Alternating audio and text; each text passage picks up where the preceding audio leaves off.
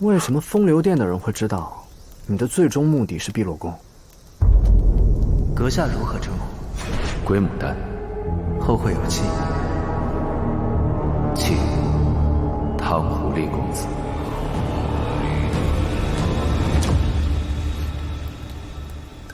你对碧落宫有多少了解？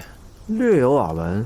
公主复姓婉玉，行事低调，但出手绝无落空，脑力手腕都堪称卓绝，很是神秘。沈兄呢？13楼的消息要比这些详尽些许。碧落宫本在洛水，与中原武林素无往来。婉玉一族乃是前朝皇室之下的第一家族，善天文知地理，其杨树更是天下独步，深受前朝重用，世传国师，传承200余载，恩遇之隆，古今未有。前朝国师不是一阙阴阳吗？30年前，时任国师婉玉莫如向前朝皇帝举荐了一名天赋异禀的青年，说这人有治世之才，能使国泰民安。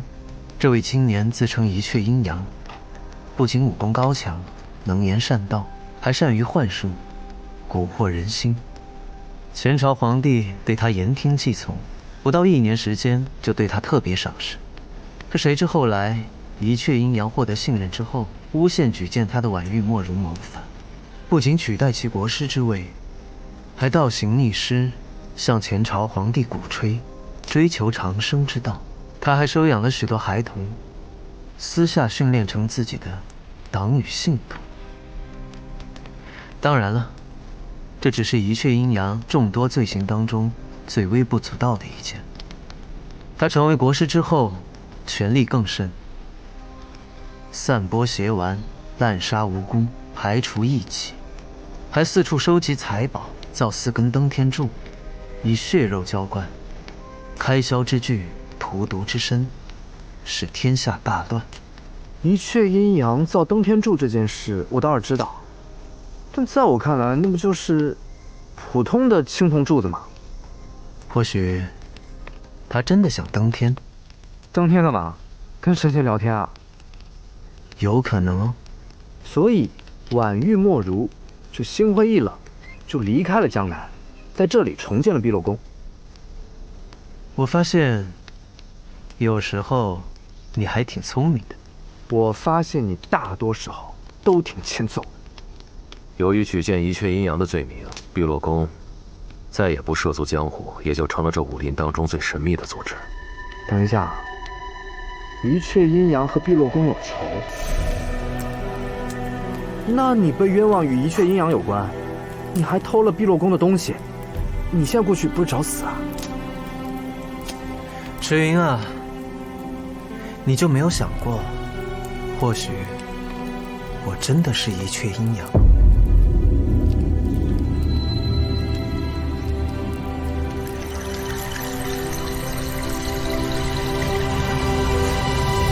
就算是，你也不会是那个祸乱天下的一阙阴阳。况且，我觉得你那个金铜额印还蛮帅的。所以你到底做这根手杖干嘛？我受伤了，想要穿过骸骨沙漠，需要一根拐杖助力。你千挑万选让我去砍了这棵树，还花了半天时间，就为了这根拐棍儿，你还给它雕花。普通的树枝，怎么配得上我万窍斋主的身份？吃饭，饿了。这批小猪还真好用，虽然刚吃过饭，但现在又饿了。其实也不是饿了，就是馋了。那是阿谁在这就好了，他随便抓几只蝎子，就能弄一桌好菜。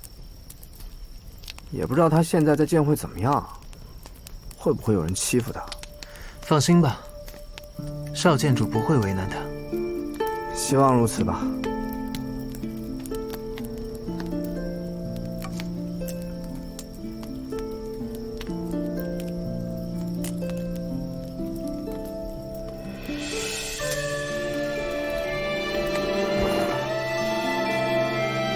但至少请你相信我，阿谁不会害你，好吗？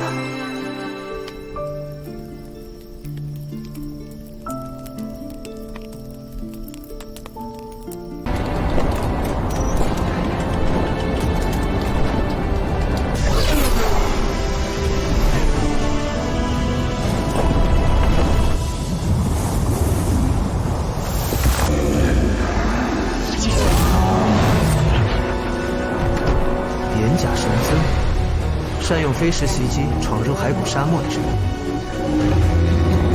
不用担心，我去打个招呼，他会放我们过去。什么？你们俩认识啊？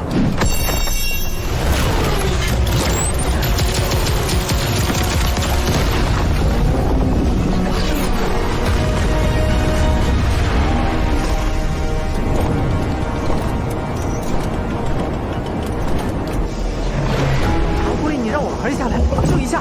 赤云，别抢！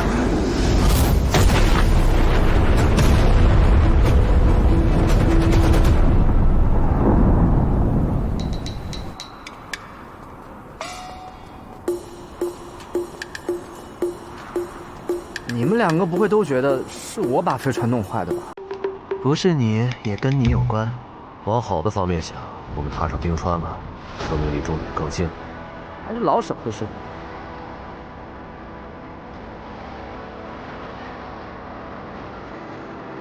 真漂亮啊！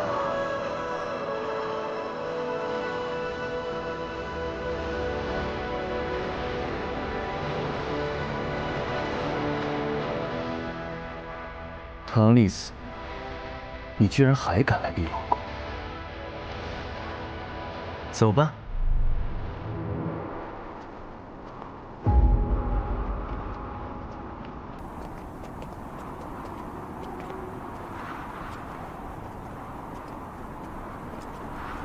哇，这冰天雪地的啊！要不是有老舍你给我的碧霄珠，我得冻坏在这儿。我不喜欢这儿，为什么？没有影子。若是没有影子，就无法藏身。沈兄的逆影术，哪有这么不堪呀？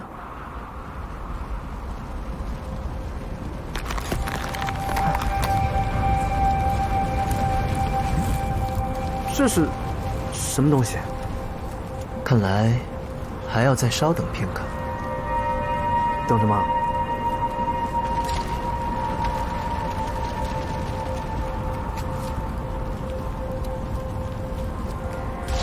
这些冰在移动。这些碎冰合在一块儿了。天河聚集着万年不成冰，你脚下的冰河，便是由这一块块碎冰组合而成的。它们在河面上移动，每3个月只有1天时间，这些碎冰会在冰河之上汇聚成一条通路。所以你不着急了，就算到这儿，也要等这些浮冰聚集下来，才能抵达碧落宫。哪用这么麻烦？我们踩着这些浮冰跳过去不就得了？劝你还是不要。这些浮冰在完全堆积之前无法承重，天河水冰寒彻骨，寒气入体即冰。就算是我，也会伤寒。还要等多久？沈兄少安无躁，